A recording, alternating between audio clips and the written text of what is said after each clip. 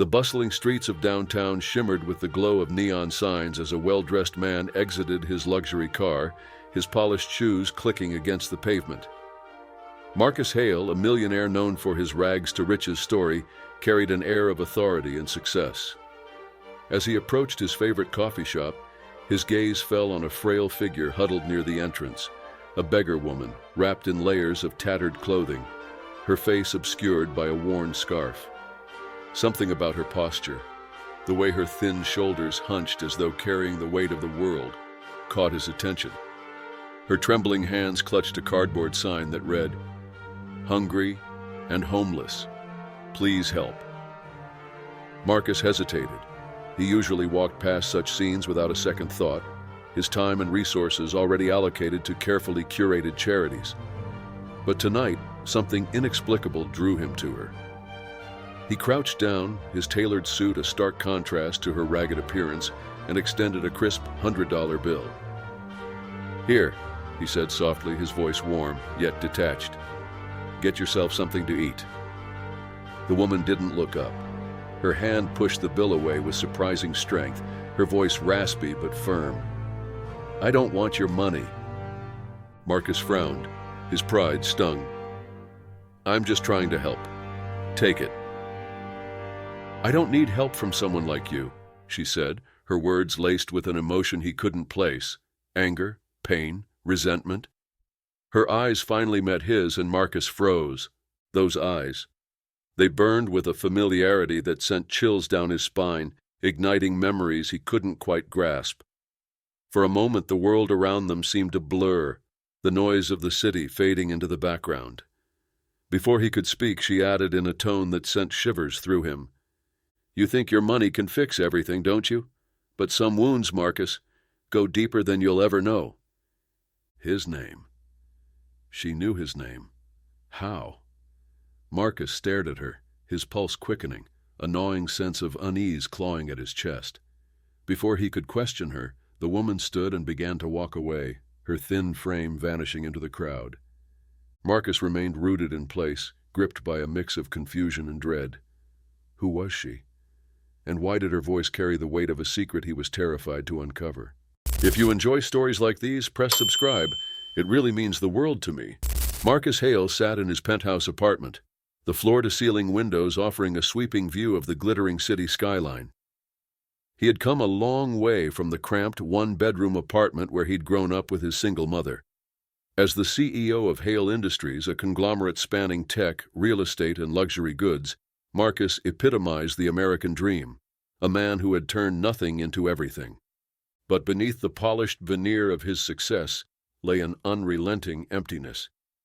His wealth had brought him influence and respect, but not the fulfillment he'd once believed it would. Tonight, however, his thoughts were less about existential questions and more about the strange encounter he'd had earlier. The image of the beggar woman's piercing gaze haunted him, her cryptic words replaying in his mind. "You think your money can fix everything, don't you? But some wounds, Marcus, go deeper than you'll ever know." He couldn't shake the feeling that he knew her from somewhere, but no matter how much he searched his memories, nothing clicked. He poured himself a glass of whiskey, the amber liquid swirling in the crystal tumbler, and tried to focus on the file spread out on his sleek mahogany desk. It was a proposal for an upcoming acquisition, yet the words blurred together, his mind unable to quiet itself. Marcus's story wasn't one of overnight success. Born into poverty, he had witnessed his mother, Cynthia, work multiple jobs just to keep them afloat. She had been a seamstress by day and a cleaner by night, her hands rough and calloused from endless toil. Marcus had idolized her strength and determination, vowing to one day give her the life she deserved. His determination paid off when he earned a scholarship to a prestigious university, where he studied business and economics. While his peers spent weekends partying, Marcus worked part-time jobs and studied late into the night. He graduated top of his class and immediately began climbing the corporate ladder. By his mid-30s, he had built Hale Industries from scratch, turning it into a powerhouse that rivaled even the most established firms. But his rise had not been without sacrifices. Along the way, Marcus had lost friends, distanced himself from family, and most painfully, lost his mother. Cynthia had passed away just as Hale Industries was beginning to flourish, her heart giving out after years of strain. Her absence left a void in Marcus's life that no amount of success could fill.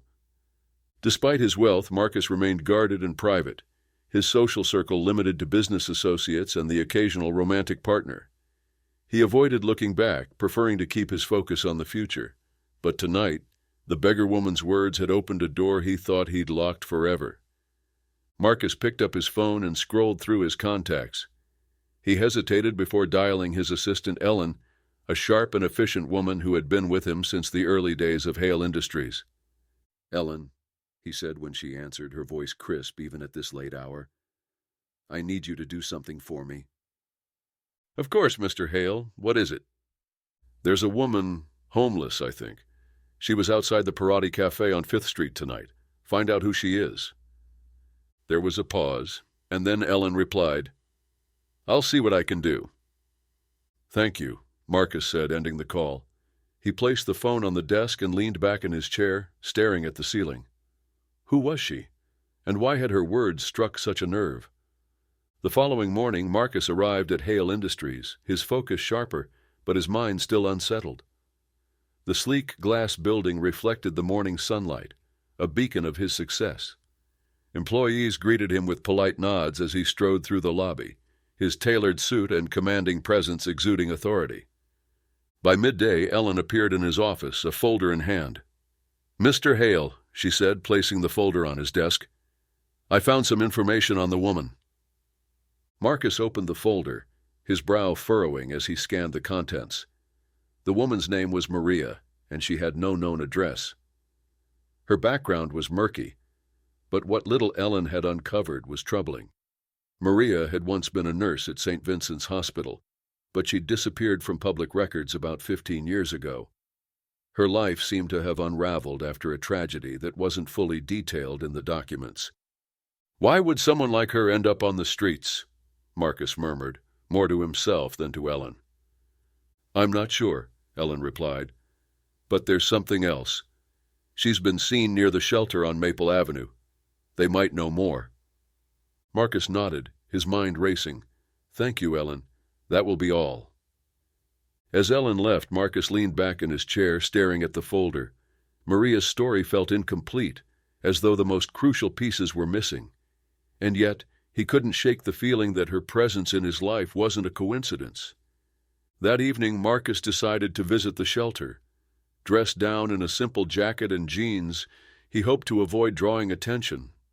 The shelter was a modest building, its walls adorned with posters about community events and resources for the homeless.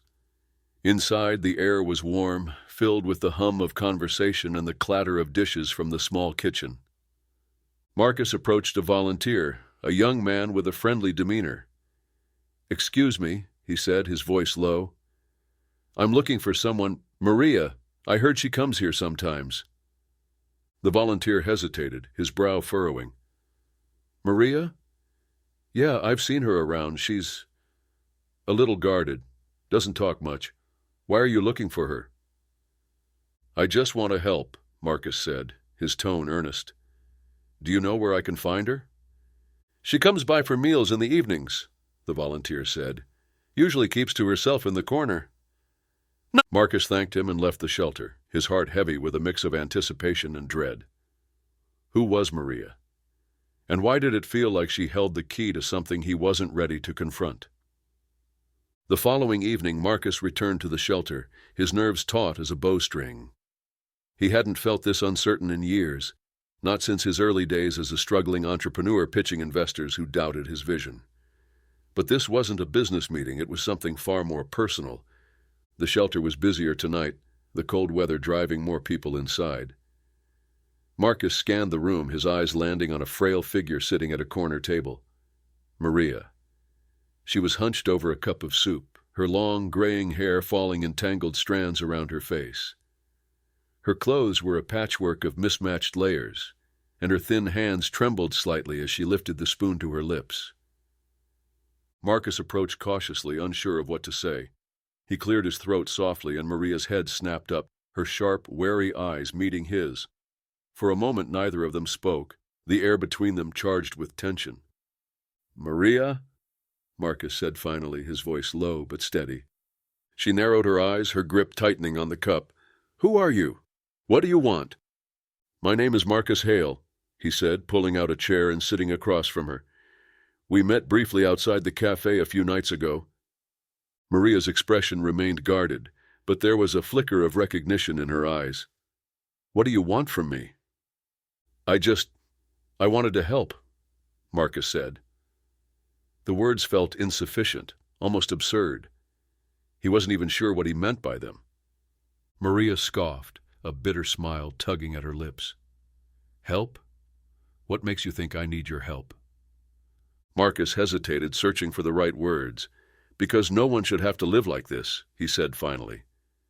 Maria leaned back, her gaze piercing. "You think money can fix everything, don't you? You think you can just swoop in and save people with your wealth?" Her words stung more than Marcus cared to admit. "I don't think that," he said carefully. I can't explain it, but I feel like I owe you something." Maria laughed, a harsh, hollow sound. "Owe me? You don't even know me." "Maybe not," Marcus said, leaning forward. "But I want to. Who are you, Maria? Why does it feel like we've met before?" Maria's expression softened slightly, the edges of her hostility giving way to something more complicated, pain perhaps, or regret. She stared at him for a long moment before speaking. "You don't recognize me," she said quietly. It wasn't a question. "No," Marcus admitted, "but I feel like I should." Maria nodded, her gaze distant. "It's been a long time, and I have changed. A lot." "What do you mean?" Marcus pressed, his curiosity mounting. Maria hesitated, her fingers fidgeting with the edge of her cup. "There's a reason I approached you that night," she said finally. "I wasn't just some random stranger. I know you, Marcus. I knew you a long time ago." Marcus's heart skipped a beat. "How? From where?" Maria didn't answer right away. Instead, she reached into the pocket of her tattered coat and pulled out a small, faded photograph. She placed it on the table, sliding it toward Marcus. He picked it up, his breath catching in his throat as he studied the image. It was a picture of a young woman holding a baby, her face radiant with joy. The woman looked familiar, achingly so, but Marcus couldn't quite place her. "That's me," Maria said softly. Marcus's eyes widened. This is you." She nodded. "And the baby. That's you." The world seemed to tilt beneath Marcus's feet. He stared at the photograph, his mind racing. "What are you saying?" he asked, his voice barely above a whisper. Maria looked him in the eye, her expression both tender and sad. "I'm saying I was there when you were born. I was part of your life, even if it was just for a little while." Marcus's heart pounded in his chest. "How? My mother never mentioned you." "Because she didn't know," Maria said. "Not the whole truth." "What truth?" Marcus demanded. Maria took a deep breath, her hands trembling as she clasped them together. "Your father and we were together before he met your mother. We were young and stupid and in love, but it didn't last. When I found out I was pregnant, he was already with her. He begged me not to say anything, said it would ruin everything. So I left." Marcus stared at her, his mind struggling to process her words. "You're saying you're my mother?" "No," Maria said quickly, shaking her head. "Not in the way Cynthia was. She was your real mother, the one who raised you, who loved you. I don't know what I am to you." The room seemed to close in around Marcus. He felt as though the air had been sucked out of the space, leaving him gasping for breath. "Why now?" he asked finally.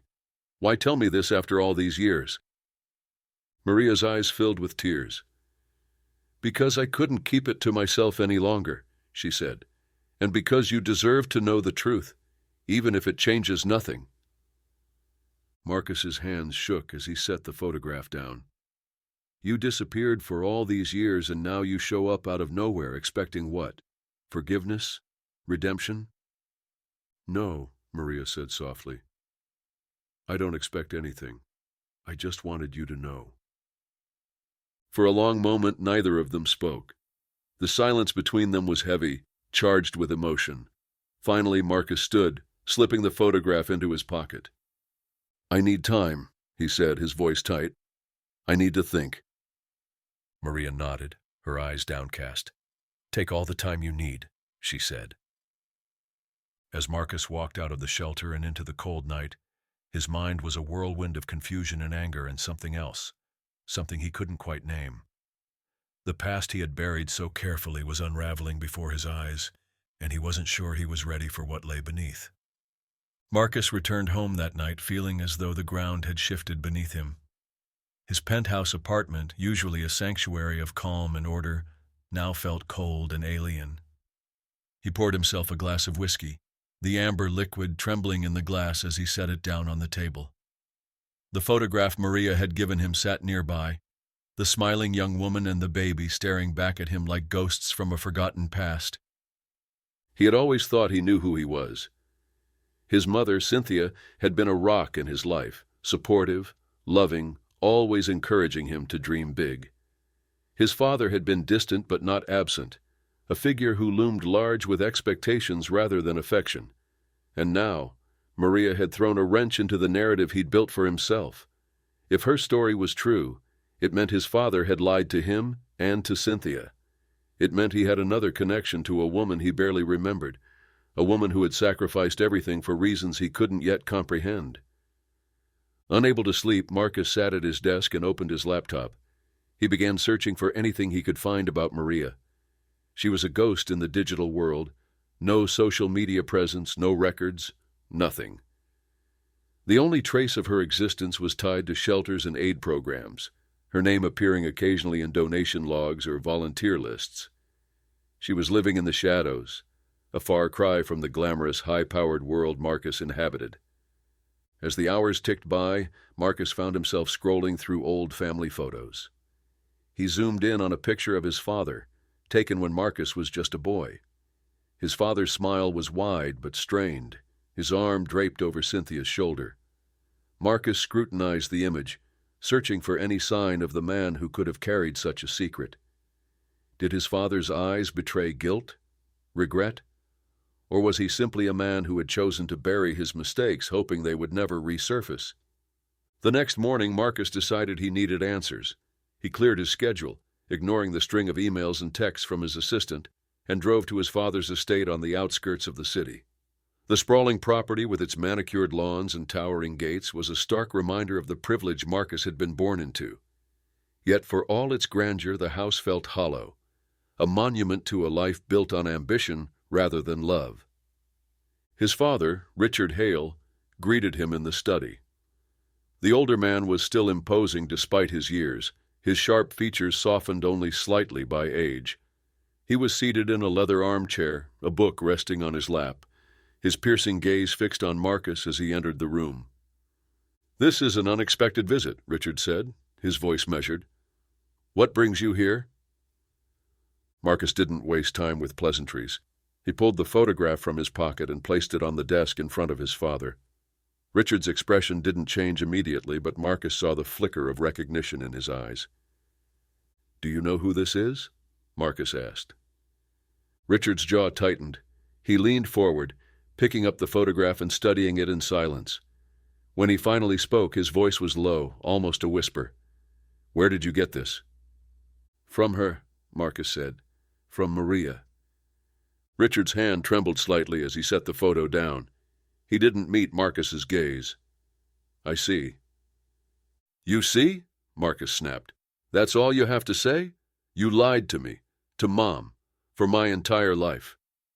"I didn't lie," Richard said sharply, his voice rising. "I made a choice that was best for everyone involved." "Best for everyone?" Marcus said, his voice shaking with anger. "Do you have any idea what this has done to her, to me?" Richard stood, his towering frame casting a shadow over the desk. "You think this is easy for me? I was trying to protect you, Marcus, to protect our family." "Protect us from what? The truth?"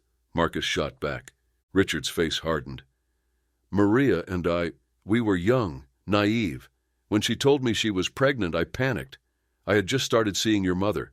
We were building something together, something stable. I couldn't throw that away."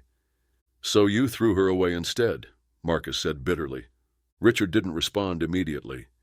He sank back into his chair, his shoulders slumping under the weight of his memories. "I told her I would support her financially, that I would do what I could to help. But she refused. She said she didn't want my money, that she wanted a clean break. She left and I let her go." Marcus stared at his father, his anger tempered by a growing sense of disbelief. "And you never thought to tell me? To check on her?" "I thought it was better this way," Richard said quietly. "I thought it would be easier for everyone if the past stayed in the past." "Well, it didn't," Marcus said. "She's here now, and she's suffering. And it's your fault." Richard's eyes flashed with something, guilt, perhaps, or defiance.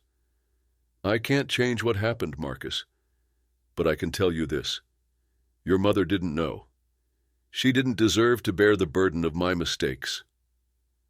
Marcus felt a pang of sadness at the mention of his mother. Cynthia had passed away years ago, and the thought of her living with a lie, even unknowingly, made Marcus's stomach churn. "What am I supposed to do with this, Dad?" he asked, his voice heavy with emotion. "How do I move forward?" Richard looked at him, his expression unreadable. "That's up to you." The drive back to the city was a blur. Marcus's mind raced as he replayed the conversation with his father. He felt like a stranger in his own life, the foundations of his identity cracking beneath him. Yet, amidst the turmoil, one thing was clear. He couldn't ignore Maria. She deserved more than the scraps of guilt and regret his father had offered. That evening, Marcus returned to the shelter. Maria was in the same corner, her frail figure hunched over a book. She looked up as he approached, her eyes wary but curious. "You came back," she said softly. "I'm not here to fix anything," Marcus said. "I'm here to listen." Maria's lips twitched into a faint smile. "That's a start." As they talked, Maria began to open up, her words tentative at first but gaining strength as she shared her story. She spoke of her childhood, of the love she had once felt for Richard, and of the heartbreak that had followed their parting. She described the years of struggle, of working multiple jobs to make ends meet, of the loneliness that had become her constant companion. But she also spoke of resilience, of finding small joys in the darkest of times, of helping others at the shelter, of seeing herself in their struggles and finding purpose in their survival. "Life has a way of breaking you down," she said, "but it also has a way of showing you what you're made of." Marcus listened, his heart aching with a mix of admiration and sorrow. For all her hardships, Maria had endured. She had fought to hold on to her humanity, even when the world seemed intent on taking it from her. As the evening wore on, Marcus made a silent vow.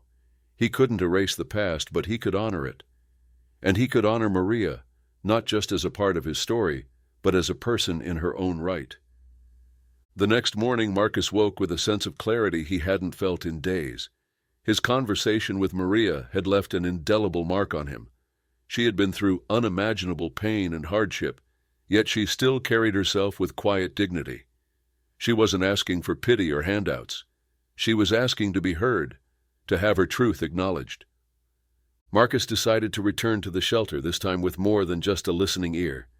He wanted to know Maria's story in its entirety, to understand how her life had unraveled and how she had managed to persevere. When he arrived, he found her helping an elderly man sort through donated clothing. She looked up at him, her face lighting up with a faint smile. "You're back," she said, a mix of surprise and warmth in her voice. "I told you I'm here to listen," Marcus replied. "If you're willing to share, I'm ready." Maria gestured for him to sit down at one of the shelter's worn tables. The room buzzed with quiet activity, volunteers sorting supplies, residents chatting softly. But Marcus felt as though they were in a bubble, insulated from the rest of the world.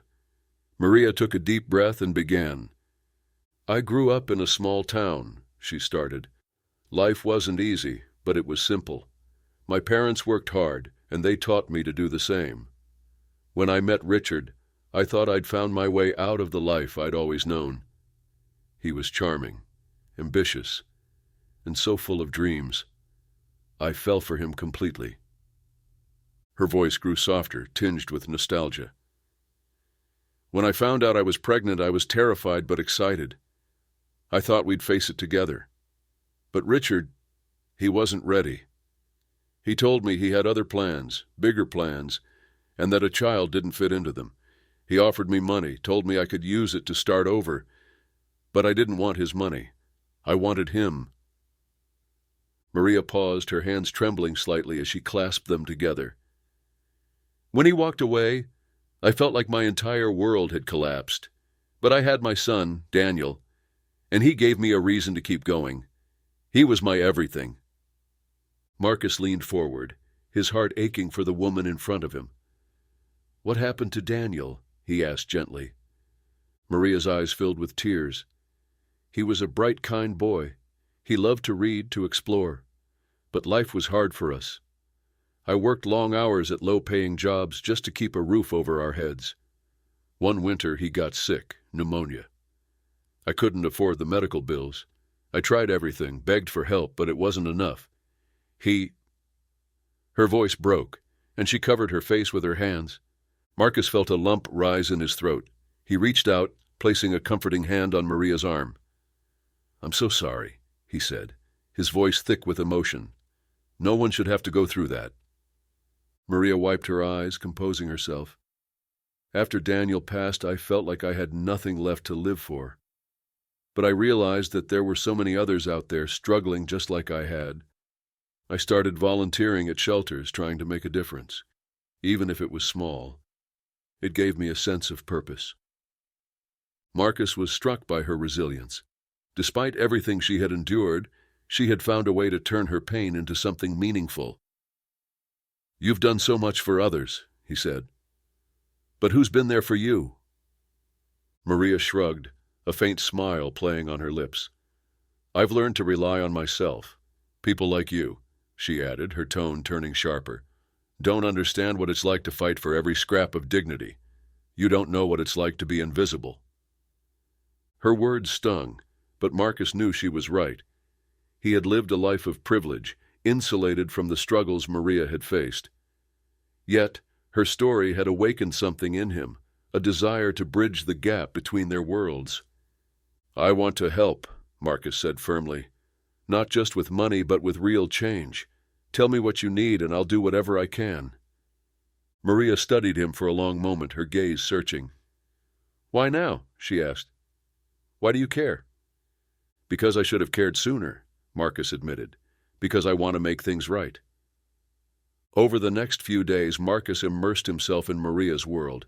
He spent hours at the shelter talking to residents, learning about their challenges, and seeing firsthand the systemic barriers that kept them trapped in cycles of poverty.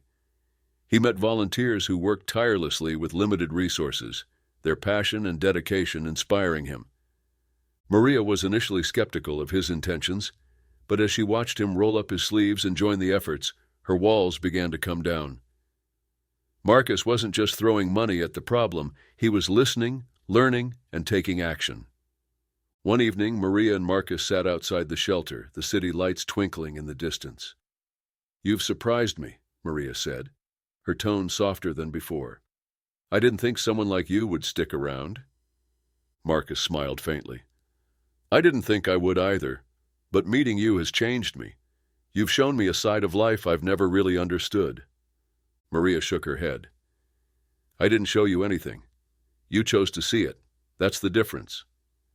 As their connection deepened, Marcus began to see Maria not just as a reminder of his father's mistakes, but as a remarkable woman in her own right. Her strength, compassion, and resilience were qualities he admired deeply. And yet, he couldn't shake the guilt that weighed on him.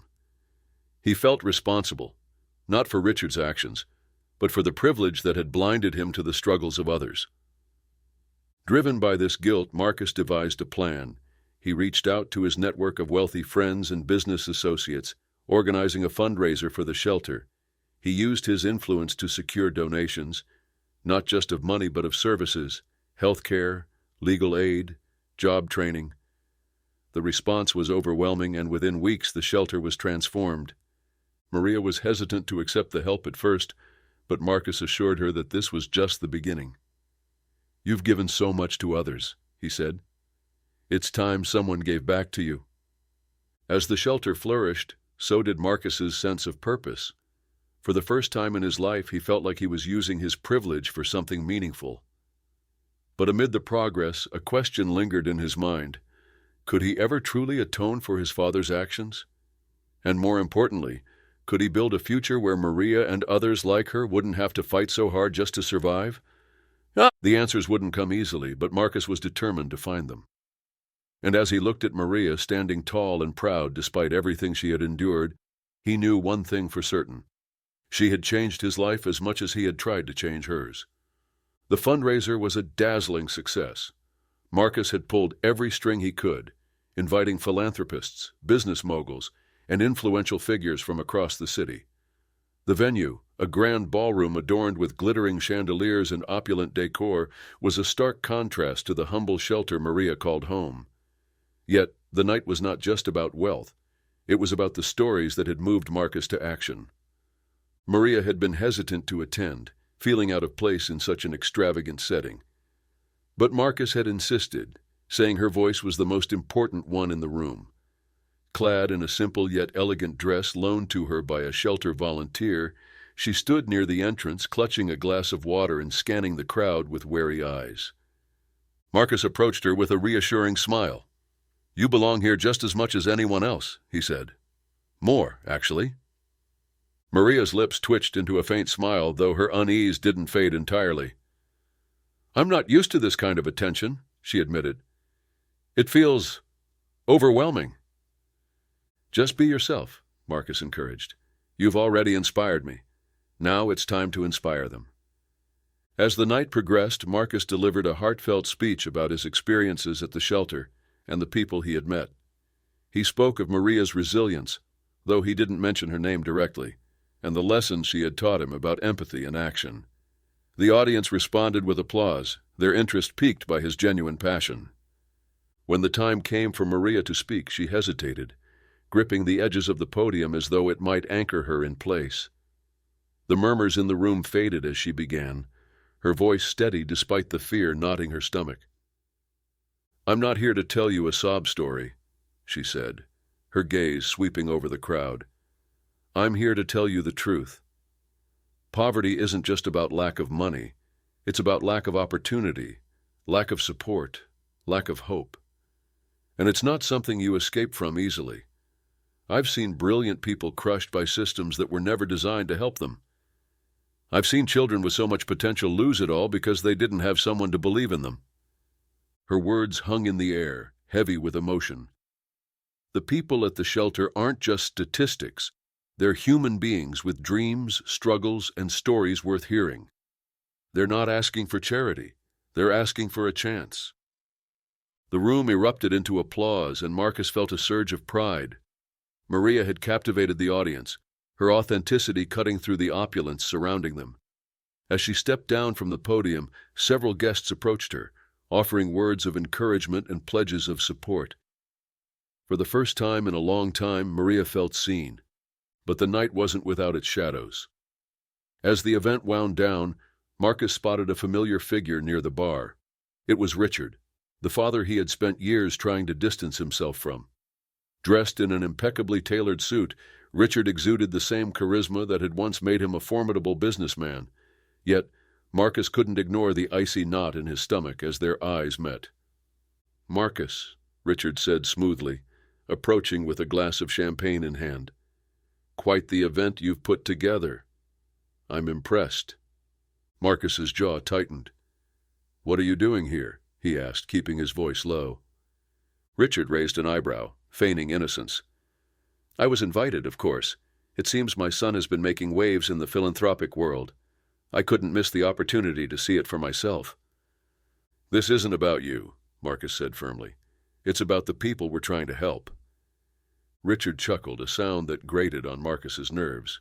"Of course. But let's not pretend this doesn't have something to do with me. You've been chasing redemption for years, trying to undo the damage you think I caused. Tell me, Marcus, how's that working out for you?" Marcus clenched his fists, his temper flaring. But before he could respond, Maria appeared at his side, her expression wary as she glanced between the two men. "Is everything okay?" she asked. Richard's gaze shifted to her, his smile widening. "Ah, you must be the inspiration behind all this. Maria, is it? I've heard a lot about you." Maria's posture stiffened. "And you are?" "Richard Bennett," he said smoothly, extending a hand. "Marcus's father." Maria hesitated, her eyes narrowing slightly as she studied him. The resemblance was unmistakable, the same sharp features, the same piercing eyes. Yet there was an edge to Richard that set her on edge. "I didn't realize Marcus had invited his family," Maria said cautiously. "He didn't," Marcus interjected, his voice cold. "And I'd appreciate it if you left." Richard smirked, unfazed by his son's hostility. "Always so quick to dismiss me. But tell me, Maria, how much do you really know about my son? About the lengths he's willing to go to prove he's nothing like me?" Maria frowned, confusion flickering across her face. "What's that supposed to mean?" "It means you should be careful," Richard said cryptically. "Not everything or everyone is as it seems." The tension was palpable as Richard walked away, leaving Marcus and Maria standing in silence. Marcus's hands trembled with barely suppressed rage, but Maria's unease was growing. Richard's words, vague as they were, had planted a seed of doubt. "Marcus," she began, her voice uncertain, "what was that about?" "Nothing," Marcus said quickly. "He's just trying to stir up trouble. That's what he does." Maria's brow furrowed. "Are you sure? Because it sounded like he was trying to warn me about something." Marcus met her gaze, his eyes pleading. "Maria, please, don't let him get in your head. He's manipulative and he'll say anything to cause chaos. You have to trust me." Maria wanted to believe him, but the look in Richard's eyes, the calculated glint that hinted at hidden knowledge, was hard to ignore. As the night came to an end, she couldn't shake the feeling that something was amiss, and she couldn't shake the question Richard had left unspoken. What was Marcus hiding? The following days were filled with an odd tension that Maria couldn't quite name. She threw herself into her work at the shelter, grateful for the influx of support that Marcus's fundraiser had generated. Yet Richard's words lingered in her mind, a persistent whisper that refused to fade. Marcus, too, seemed different. He still showed up at the shelter, helping with tasks and checking on the progress of new initiatives, but Maria noticed moments when he seemed distracted, as though wrestling with some unseen burden. When she asked if he was okay, he would brush it off with a reassuring smile, but Maria wasn't convinced. One evening, as the shelter quieted for the night, Maria found herself sitting in the dimly lit common area, sorting through a stack of donated clothes. She was startled when Marcus appeared, carrying 2 cups of coffee. "I thought you could use this," he said, handing her one of the cups. Maria accepted it with a nod. "Thanks. I've been meaning to tell you, the fundraiser made such a difference. We've been able to restock supplies, hire extra staff. I can't thank you enough." Marcus smiled, though it didn't quite reach his eyes. "I'm just glad I could help." Maria studied him for a moment, her curiosity getting the better of her. "Can I ask you something?" "Of course." "What happened between you and your father? It's clear there's history there." Marcus stiffened, the tension in his shoulders palpable. "It's complicated." "I can handle complicated," Maria said gently. "But if you don't want to talk about it, I understand." Marcus hesitated, the silence stretching between them. Finally he sighed. "Richard Bennett is a man who measures success in dollars and power. He built his empire on ruthless decisions, burning bridges and stepping on anyone who got in his way, including me." Maria frowned. "What do you mean?" "I've spent my entire life trying to be the opposite of him," Marcus admitted. "I thought if I worked hard enough, if I distanced myself from his name, I could prove that I'm not like him. But no matter how far I run, he always finds a way to remind me of where I came from." Maria considered his words, her heart aching for the pain he carried. "You're not him," she said firmly. "I've seen the way you care about people, the way you fight for them. Richard might be your father, but he doesn't define you." Marcus looked at her, his expression softening. "Thank you," he said quietly. "That means more than you know."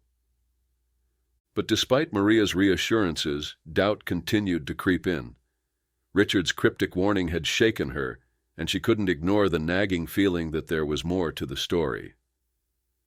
One afternoon, while sorting through the shelter's old records, she stumbled across something that made her blood run cold. It was a check, dated nearly 2 decades earlier, bearing the signature of Richard Bennett.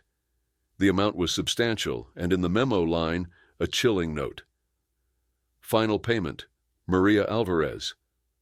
Maria stared at the check, her mind racing. She had never received money from Richard, or so she thought. Yet, here was undeniable proof that some transaction had taken place. She couldn't make sense of it, but one thing was clear. Marcus wasn't the only Bennett with ties to her past. That evening, Maria confronted Marcus at his apartment. He opened the door to find her standing there, the check clutched tightly in her hand. "What is this?" she demanded, her voice trembling with a mix of anger and confusion. Marcus's eyes widened as he took in the check. "Where did you find that?" "In the shelter's records," Maria replied. "Why does your father have a check with my name on it? What aren't you telling me, Marcus?" He ran a hand through his hair, his face pale. "Maria, please, let me explain." "Then explain," she snapped. "Because right now, it looks like you've been lying to me this entire time." Marcus gestured for her to come inside, his demeanor desperate. "It's not what you think," he said as she stepped into the living room. "I didn't know about the check until recently. I've been trying to figure out the truth myself." Maria crossed her arms, her distrust evident. "And what is the truth?" Marcus hesitated, the weight of his words pressing heavily on him. "The truth is, my father knew about you long before I did. He knew about Daniel." Maria's breath hitched. "What are you saying?" "I think," Marcus said slowly, "that Richard might have been involved in what happened to you and Daniel. I don't have all the answers yet, but I'm trying to uncover the truth."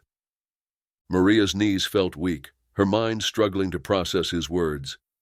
"Why would he do that?" she whispered. "What could he possibly gain?"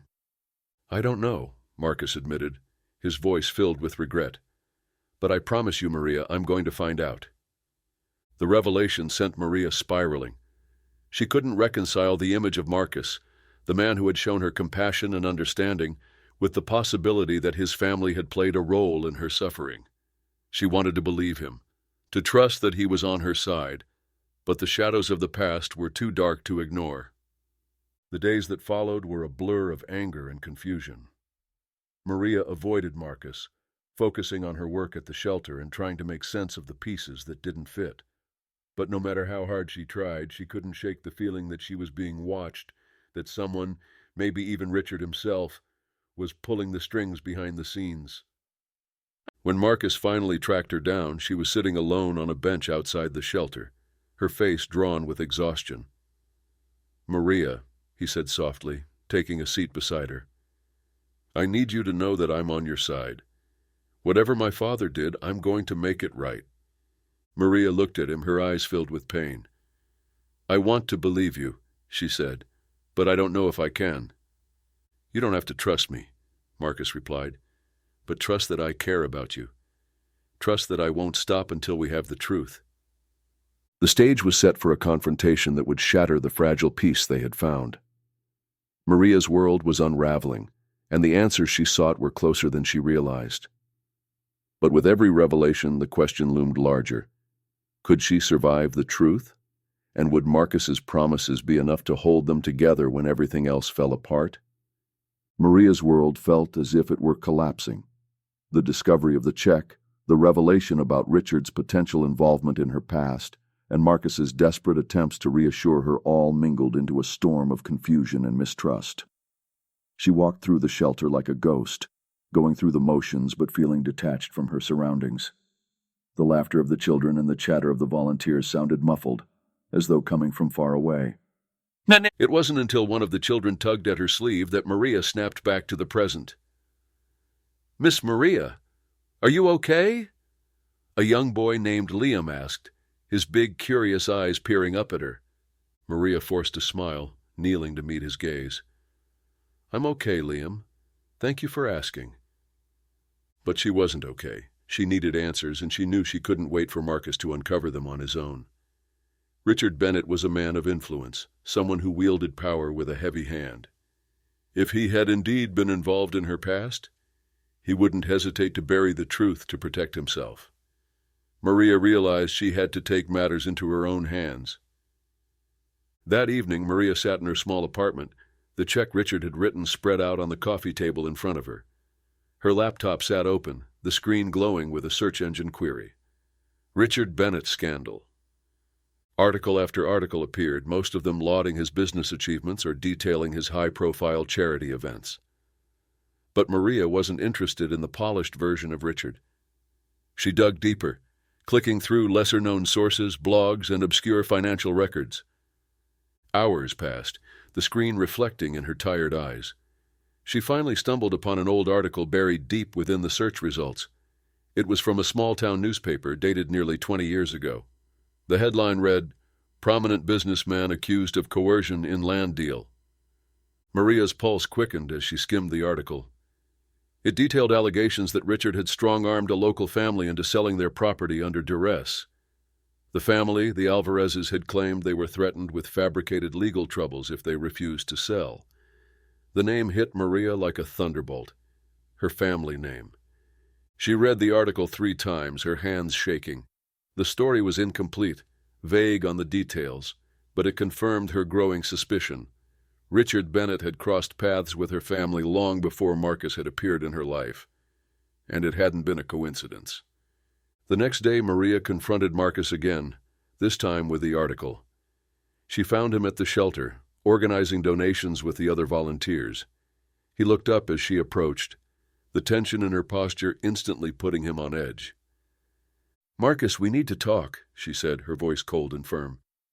He nodded, setting aside the box he was holding. "Of course, let's step outside." Once they were away from prying ears, Maria handed him a printout of the article. "Explain this," she demanded. Marcus scanned the paper, his expression darkening as he read. "I didn't know about this," he said finally, "but it doesn't surprise me."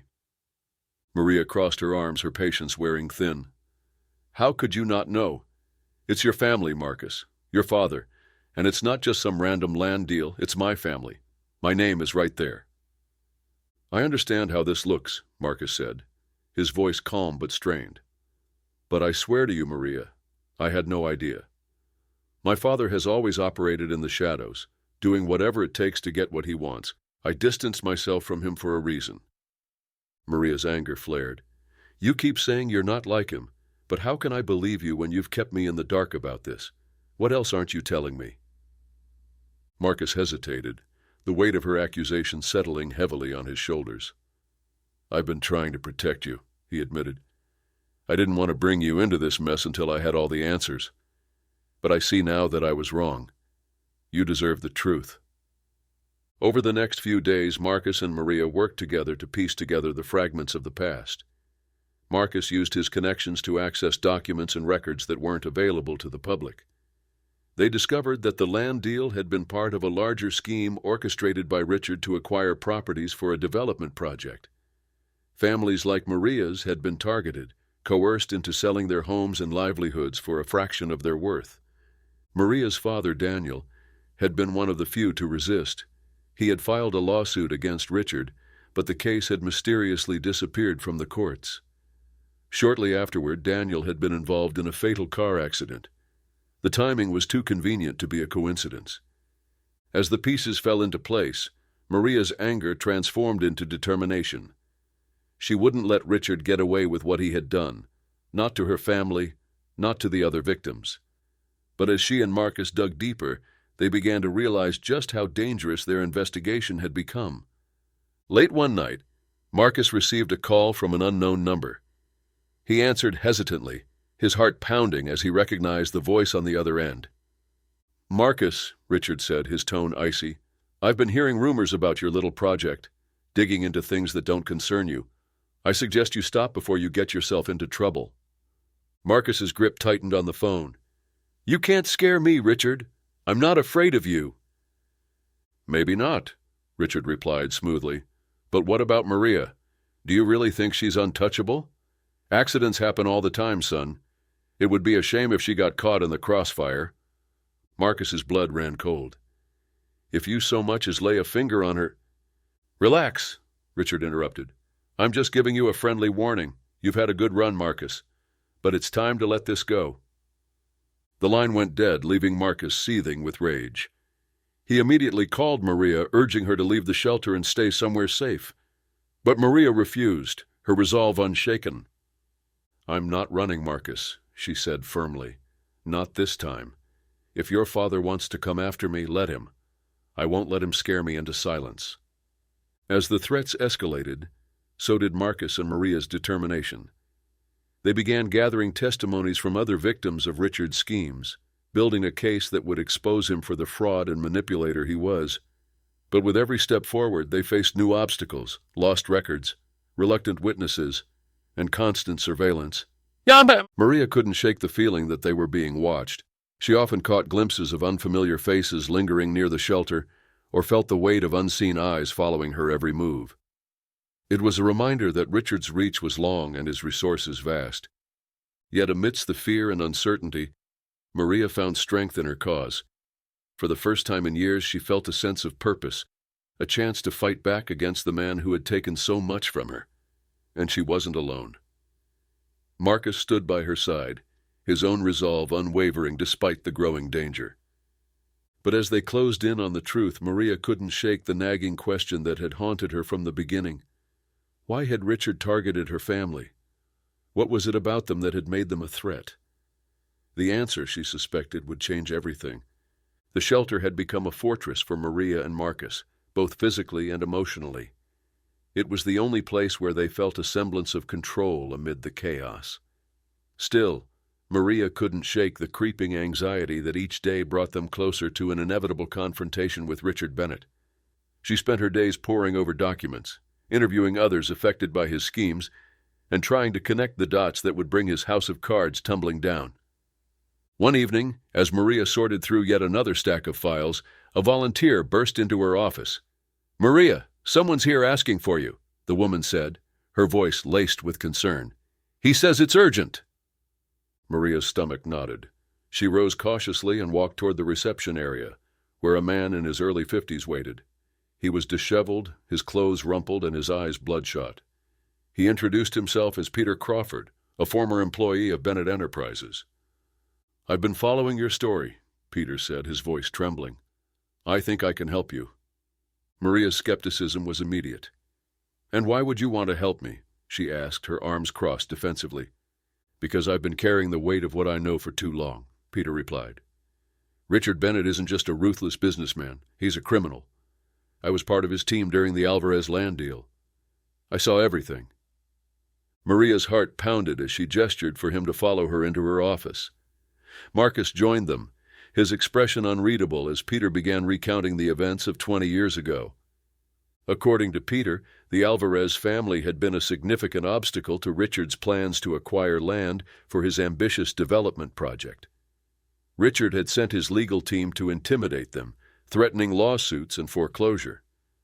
When those tactics didn't work, he escalated to bribing local officials to fabricate zoning violations against the family's property. But Daniel Alvarez wouldn't budge, Peter said. He was determined to fight. Richard hated that. He said the man needed to be taught a lesson. Maria's chest tightened as Peter described how Richard had orchestrated Daniel's downfall. The fatal car accident that had claimed Daniel's life, Peter revealed, hadn't been an accident at all. Richard had hired someone to tamper with Daniel's brakes. "I didn't know about it until after it happened," Peter admitted, his voice cracking. "I wanted to go to the police, but Richard made it clear what would happen if I talked. He's ruined lives before, and I couldn't take that risk." Maria was overwhelmed by a tidal wave of emotions. Grief for her father, fury at Richard's cruelty, and guilt for the years she had spent blaming herself for not doing more. She clenched her fists, her nails digging into her palms as Peter continued. "After the deal went through, I left the company," Peter said. "But I've carried the guilt ever since. When I saw your story in the news, I knew I couldn't stay silent any longer." Marcus leaned forward, his voice low but firm. "Do you have any proof of what you're saying?" Peter nodded, reaching into his bag to produce a worn folder. Inside were copies of emails, internal memos, and financial records that detailed the illegal activities surrounding the Alvarez land deal. It was a treasure trove of evidence, the kind that could finally take Richard down. Maria's hands trembled as she flipped through the documents. "This is it," she whispered. "This is what we need." But Peter wasn't done. "There's something else," he said. "Richard didn't just target your family for the land. He had another motive, something personal." Maria's eyes widened. "What are you talking about?" Peter hesitated, glancing nervously at Marcus before answering. "There was a file on your family. Background checks, surveillance reports, even medical records. I don't know the full story, but Richard was obsessed with the Alvarezes. It wasn't just business, it was personal." The revelation sent Maria's mind spinning. Why would Richard Bennett target her family specifically? What was the connection? The answer felt tantalizingly close, yet frustratingly out of reach. That night, Maria and Marcus stayed up late, combing through the evidence Peter had provided. The documents painted a damning picture of Richard's corruption, but they also hinted at something deeper, something Maria couldn't ignore. One email in particular caught her attention. It was from Richard to one of his associates, dated shortly before Daniel's death. The subject line read, "The Alvarez problem." "They're more trouble than they're worth," Richard had written. "Handle it discreetly, and make sure the records are clean. I don't want anyone connecting the dots." Maria's stomach churned as she read the email again and again. The cold, clinical tone with which Richard referred to her family was chilling, but it also fueled her resolve. The next morning, Maria and Marcus decided it was time to go public. They contacted Diana Chang, the journalist who had first covered their story, and arranged for an exclusive interview. During the meeting, they laid out the evidence, careful not to reveal Peter's identity. "This isn't just about my family," Maria told Diana. "It's about holding Richard Bennett accountable for all the lives he's destroyed." Diana listened intently, her pen flying across her notepad. "This is explosive," she said. "But you realize what you're up against. Richard has connections everywhere. He's not going to go down without a fight." Maria met Diana's gaze, her voice steady. "I'm ready for whatever comes." As the interview was being prepared for publication, Maria received an unexpected call from an unknown number. She hesitated before answering, her heart racing as she heard the voice on the other end. "Maria," Richard said smoothly, "I think it's time we had a chat." Maria's grip tightened on the phone. "I have nothing to say to you." "Oh, I think you'll want to hear this," Richard replied, his tone laced with menace. "You've been digging into things you don't understand. Let me make this simple. Walk away, and no one gets hurt. Keep pushing, and you'll regret it." Maria's blood boiled. "You don't scare me, Richard. You've taken everything from me already. I have nothing left to lose." Richard chuckled, the sound sending a chill down Maria's spine. "Oh, Maria," he said, "you have no idea what you're getting yourself into." The line went dead, leaving Maria seething with a mixture of fear and defiance. She turned to Marcus, her jaw set. "We're not stopping," she said. "Not until he pays for what he's done." Marcus nodded, his own resolve matching hers. "We'll finish this. Together." Maria's determination to take down Richard Bennett had reached its peak. With the evidence Peter had provided and Diana Chang's upcoming exposé, she knew they were on the verge of something monumental. But the stakes had never been higher. Richard had begun to show his hand, using his considerable resources to fight back in ways that were both ruthless and deeply personal. It started with the phone calls. Maria's phone buzzed incessantly with anonymous threats, each more chilling than the last. "You're making a mistake," one message said. Another was more direct. "Stop now, or you'll regret it." Marcus insisted on increased security around the shelter, hiring guards to watch over the premises day and night. Then came the legal threats. Richard's lawyers filed a lawsuit against Maria for defamation, claiming that her public accusations were baseless and damaging to his reputation. The timing was deliberate, designed to drain her resources and force her to back down. But Maria was prepared. "We've faced worse," she told Marcus as they reviewed the legal documents. "He's trying to scare us. It won't work." Despite her brave front, Maria couldn't ignore the gnawing fear that Richard's reach extended far beyond what she could fight. His wealth and connections seemed limitless, and every step she took toward exposing him felt like wading deeper into treacherous waters. Meanwhile, Diana Chang's article was nearing publication. Maria and Marcus met with her one last time to review the final draft. The story was damning, laying out a detailed timeline of Richard's crimes, complete with Peter Crawford's testimony and the incriminating documents. Diana had taken every precaution to ensure the story was airtight, but even she knew the risks. "Once this goes live, Richard will come after all of us," Diana warned. "Are you sure you're ready for that?" Maria nodded. "He's already tried to destroy my life. He doesn't get to win." The article was scheduled to go live the following morning, but Maria knew that Richard wouldn't wait passively. She doubled down on her efforts to stay one step ahead, reaching out to other victims of Richard's schemes. Many were hesitant to speak out, fearing retaliation, but a few brave souls agreed to come forward, bolstering the case against him. As the tension mounted, Maria couldn't shake the feeling that something was amiss. The revelation that Richard's vendetta against her family was personal gnawed at her, an unanswered question that refused to let her rest. She spent hours sifting through the files Peter had provided, looking for clues that might explain the connection.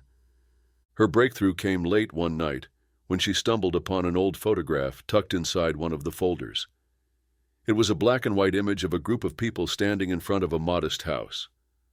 Maria recognized her father, Daniel Alvarez, standing proudly in the center, his arm around a young woman with striking features.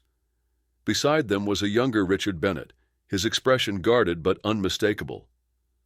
Maria's breath caught in her throat. The woman in the photo was not her mother, but her resemblance to Maria was uncanny. Who was she? And what was her connection to Richard? Marcus, who had been reviewing documents nearby, looked up as Maria gasped. She showed him the photo, her hands trembling. "Do you know who she is?" Marcus asked, his brow furrowed. Maria shook her head. "I've never seen her before, but she looks like me. She has to be connected to my family." The discovery only deepened Maria's resolve. She reached out to an old friend of her father's, a man named Hector Ramirez, who had been close to the Alvarez family during the time of the land dispute. Hector was hesitant to talk at first, but Maria's persistence eventually broke through his reluctance. "Hector, please," Maria pleaded during their meeting at a quiet cafe. "I found this photo. I need to know who she is. I need to understand why Richard Bennett targeted my family." Hector studied the photo for a long moment before sighing heavily. "Her name was Isabella," he said finally. "She was your father's first love." Maria's eyes widened. "First love? But my father never mentioned her." Hector nodded. "They were inseparable when they were young, but Richard Bennett came into the picture and things changed." "What do you mean?" Maria pressed.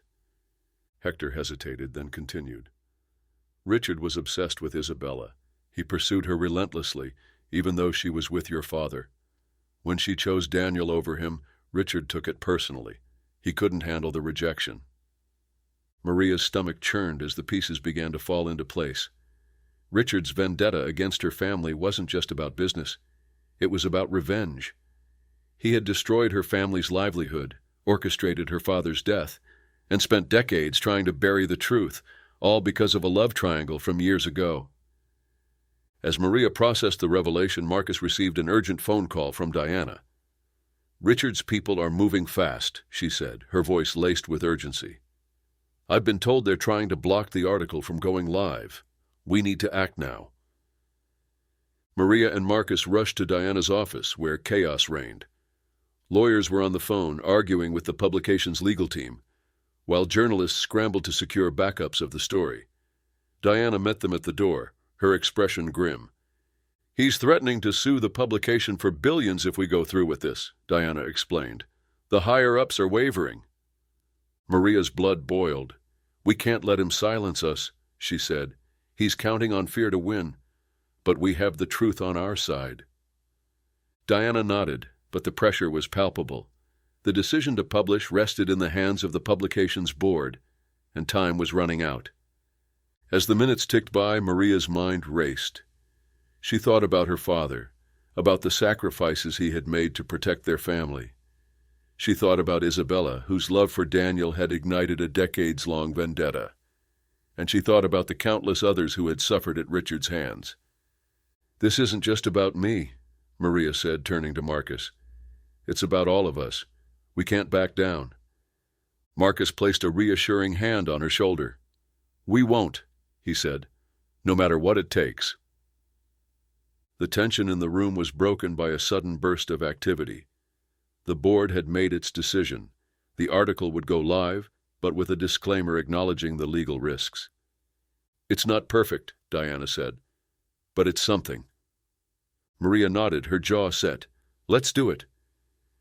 As the story went live, Maria braced herself for the storm that was sure to follow.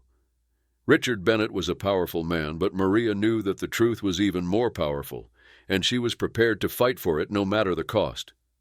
The moment Diana Chang's article was published, it sent shockwaves through the city. Social media platforms exploded with outrage as readers consumed the details of Richard Bennett's crimes. Hashtags calling for justice trended within hours, and the pressure on Richard intensified like a tidal wave crashing against a fragile dam. For Maria, the public response was both validating and terrifying. While many praised her courage for standing up to a man as powerful as Richard, others questioned her motives, accusing her of exploiting her family's past for attention. The backlash was vicious, with anonymous threats and vile comments flooding her inbox. "This is what he wants," Marcus said as they reviewed the online vitriol. "He wants to make you second-guess yourself. But don't forget why we're doing this." Maria nodded, though her resolve wavered. The weight of the fight felt heavier than ever, but she couldn't allow Richard's tactics to break her, not when they were so close to exposing the full truth. Richard, however, wasn't about to go down without a fight. As Maria anticipated, his team of lawyers filed a defamation lawsuit against the publication, and Maria personally, claiming millions in damages. The lawsuit was accompanied by a media campaign aimed at discrediting Maria and her family, painting her as a liar with a vendetta. Diana and her team worked tirelessly to defend the article, while Marcus coordinated with their own legal counsel to counter Richard's claims. The courtroom battle was fierce, with Richard's lawyers arguing that the article was based on conjecture and hearsay. But Maria's team presented the mountain of evidence they had gathered, including Peter Crawford's testimony and the documents linking Richard to the land theft. Still, the fight was far from over. Richard's connections in the legal and political spheres gave him an advantage that money couldn't buy, and the odds were stacked against Maria. As the legal battle raged on, Maria found herself haunted by the revelations about Isabella. She spent hours poring over the photo and the memories Hector had shared, trying to piece together the story of her father's lost love. The more she learned, the more she realized just how deeply Richard's obsession with Isabella had shaped his actions. One night, unable to sleep, Maria visited her father's grave. The cemetery was quiet and still, the air heavy with the scent of rain. She knelt by the headstone, her fingers tracing the engraved letters of his name. "Papa," she whispered, her voice trembling. "I wish you were here. I wish you could tell me what to do." Tears streamed down her face as she poured out her heart, voicing the doubts and fears that had plagued her since the fight began. She spoke of Isabella, of the pain her father must have endured, and of her determination to honor his legacy. As she sat in the stillness, a sense of clarity washed over her. She couldn't change the past, but she could fight for the future, and that meant facing Richard head-on, no matter the cost. The turning point came when Diana received an anonymous tip, A source claiming to have insider knowledge of Richard's operations offered to provide critical evidence in exchange for protection. Diana arranged a secret meeting, bringing Maria and Marcus along to vet the source. The meeting took place in a dimly lit cafe on the outskirts of town. The source, a nervous man in his 50s named Edward, worked as an accountant for one of Richard's subsidiaries. He revealed that Richard had been siphoning money from the company for years, using offshore accounts to fund his illicit activities. "I kept quiet because I was scared," Edward admitted, his hands trembling as he handed over a flash drive. "But after that article, I couldn't live with myself anymore." The flash drive contained damning evidence: financial records, emails, and internal memos that detailed Richard's corruption in painstaking detail. It was the smoking gun Maria needed to solidify her case. With the new evidence in hand, Maria's team worked quickly to update their legal strategy. The records not only confirmed Richard's crimes but also implicated several of his associates, creating a ripple effect that weakened his support system. When the trial resumed, Maria's lawyers presented the evidence with surgical precision, dismantling Richard's defense piece by piece. The courtroom was filled with gasps and murmurs as the financial records were displayed on the projector, leaving no doubt about Richard's guilt. Richard, who had maintained his composure throughout the trial, finally showed cracks in his armor. His lawyers scrambled to counter the evidence, but it was clear that the tide had turned. The once untouchable tycoon was now a man on the verge of collapse. Outside the courtroom, the public's support for Maria grew stronger. Protesters gathered outside the courthouse daily, holding signs demanding justice for the Alvarez family and all of Richard's victims. Maria was moved by their solidarity, though she remained cautious. She knew that the fight wasn't over until the final verdict was delivered. The pressure on Richard reached a boiling point when one of his former associates, fearing legal repercussions, came forward to testify against him. The associate revealed that Richard had orchestrated the smear campaign against Maria and had used his wealth to silence other victims. The testimony was a bombshell, shattering any remaining illusions about Richard's innocence. The courtroom was electric with tension as Maria watched the man who had tormented her family finally face the consequences of his actions. The trial concluded with a resounding victory for Maria. The judge ruled in her favor, awarding damages to the Alvarez family and ordering Richard to face criminal charges for his actions. The victory was bittersweet, as no amount of money or justice could erase the pain Richard had caused. But it was a step toward healing, a chance for Maria and her family to move forward. As Maria stood outside the courthouse, surrounded by reporters and supporters, she took a deep breath. The fight had been long and arduous, but she had kept her promise to her father. She had exposed the truth and held Richard accountable. "Justice isn't about revenge," Maria told the crowd. "It's about making things right, and today we've taken a step toward that." In the weeks that followed, Maria focused on rebuilding.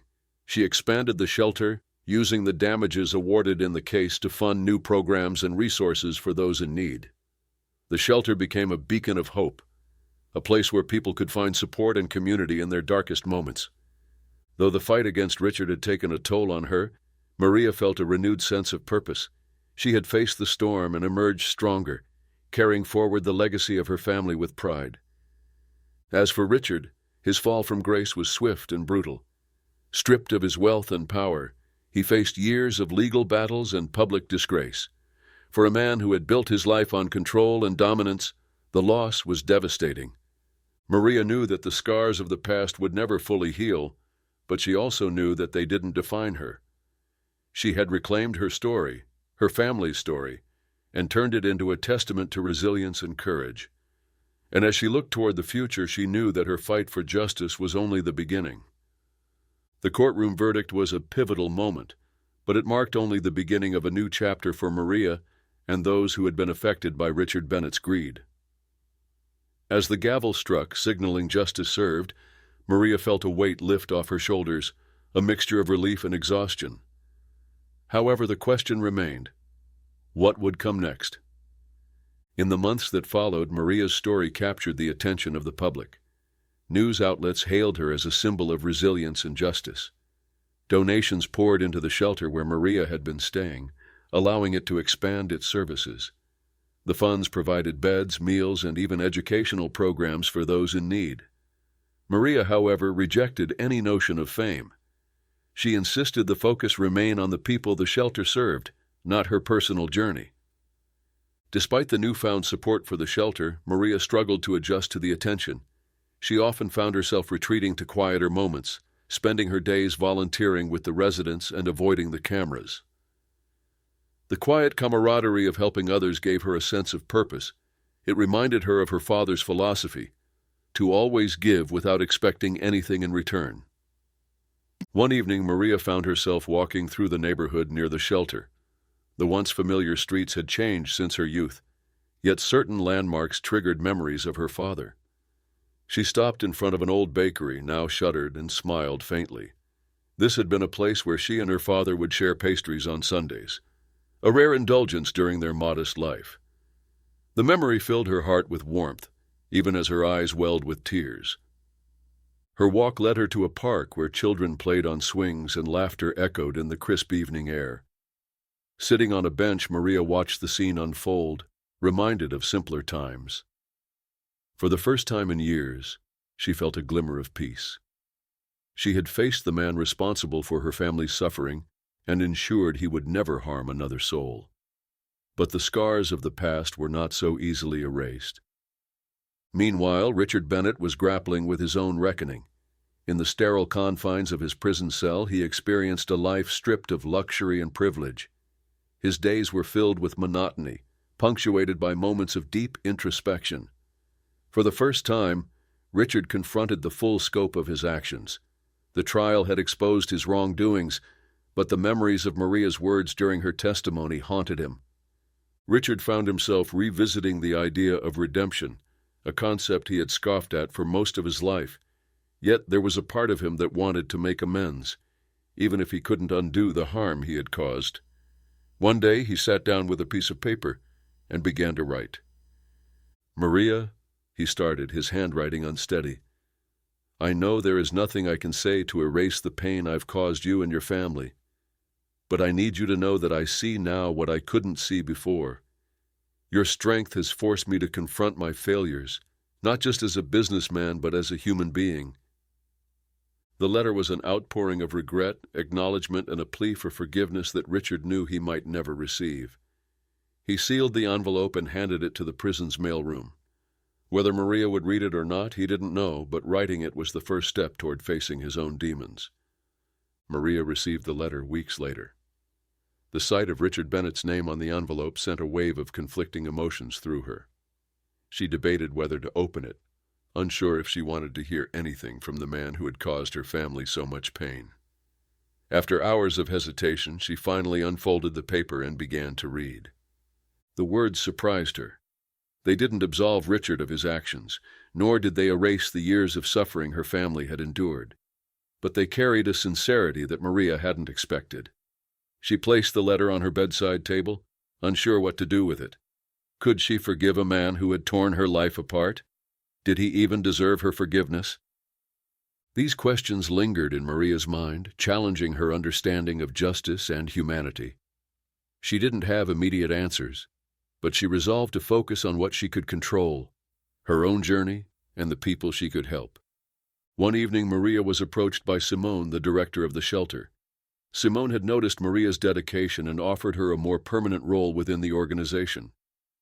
"You have a way with people," Simone said. "You understand them in a way most can't. We could use someone like you to help us grow." Maria hesitated.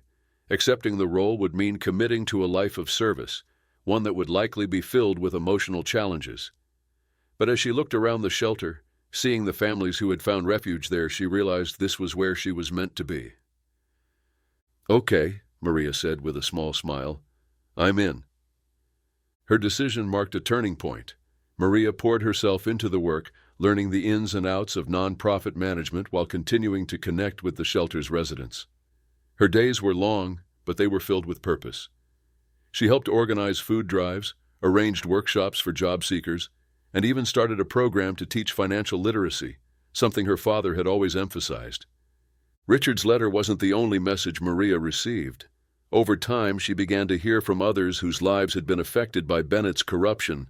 Some were former employees, others were clients who had been manipulated into financial ruin. Each story added another layer to the mosaic of suffering caused by Richard's actions.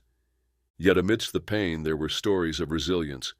People who had rebuilt their lives, found strength in their struggles, and refused to let the past define them. These stories inspired Maria, reminding her of her own journey and the strength she had drawn from her father's legacy. As the years passed, Maria found herself becoming a pillar of her community. The shelter expanded its services, offering not just temporary housing but a path to stability and independence. Maria's name became synonymous with compassion and perseverance, though she always deflected credit to the team around her. But even as she moved forward, Maria remained tethered to the past. She kept her father's photograph on her desk and visited his grave regularly, sharing updates about the shelter and the people it had helped. "We're making a difference, Papa," she would say, her voice soft but filled with conviction. "Just like you taught me." Maria's journey wasn't one of closure. It was one of continuation.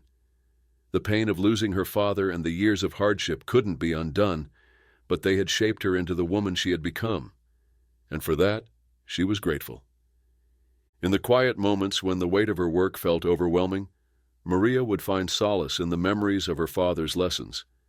She carried his words with her, a constant reminder that even in the face of adversity, there was always a way forward. And that was enough.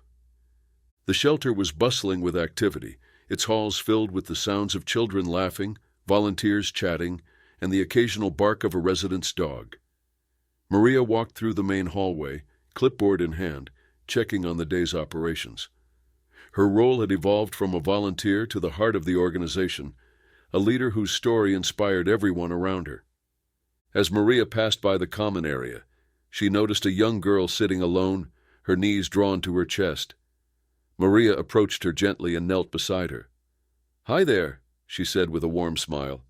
"I'm Maria. What's your name?" The girl looked up, her eyes wide and cautious. "Sophia," she said softly. Maria nodded. "Nice to meet you, Sophia. Are you okay?" The girl hesitated, then shook her head. Maria sat down beside her, giving her space but showing she was there to listen. It took time, but Sophia eventually opened up about the struggles her family had faced, the hardships that had brought them to the shelter.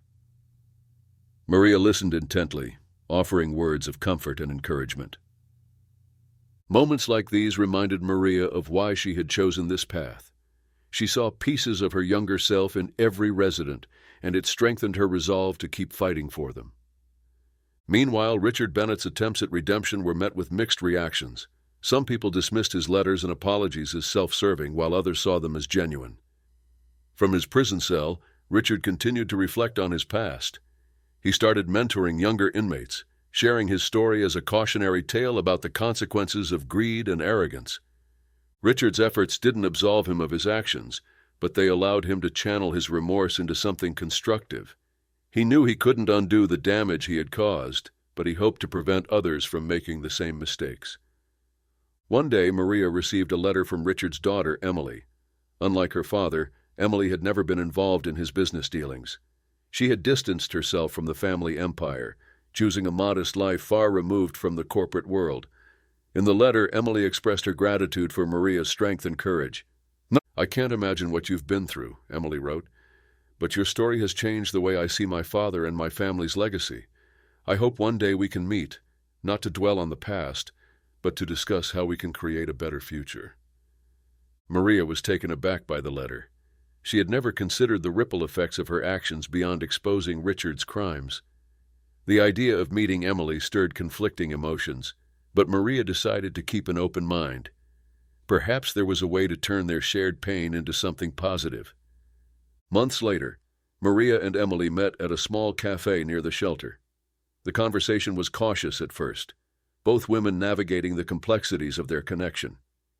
But as they shared their stories, they found common ground in their desire to move forward. Emily expressed her guilt over her father's actions and her determination to use her own resources to support causes like Maria's shelter. Maria, in turn, shared her vision for expanding the shelter's reach and helping even more families in need. By the end of the meeting, the two women had formed an unlikely alliance. Emily began funding initiatives at the shelter, providing scholarships for residents and supporting programs that focused on breaking the cycle of poverty. Together, they turned their shared pain into a force for good.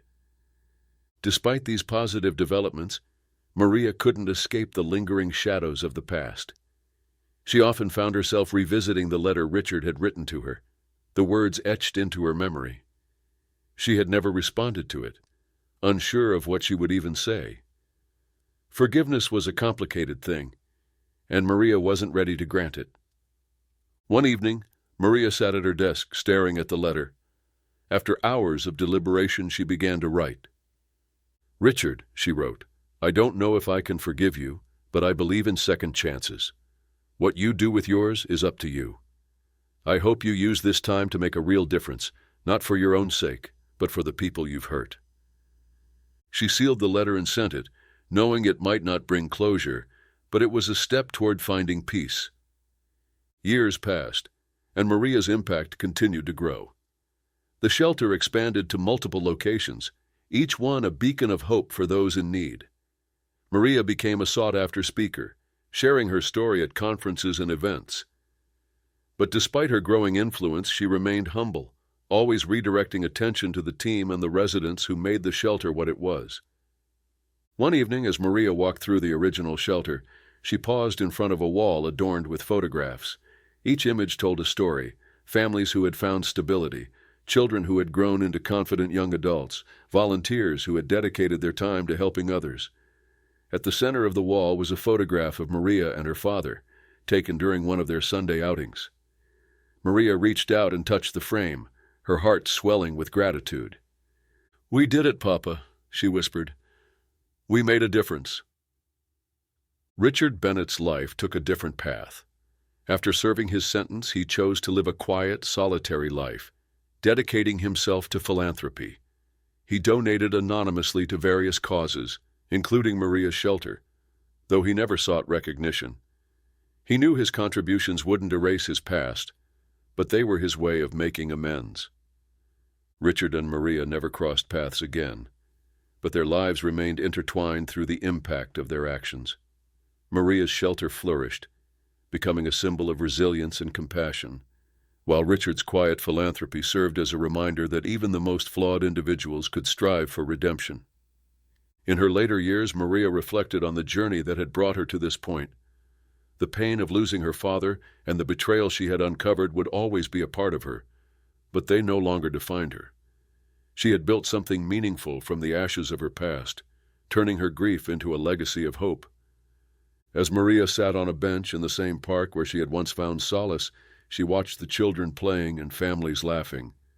The world around her was vibrant, full of life and possibility. For the first time in a long time, Maria felt a sense of peace. Her father's words echoed in her mind.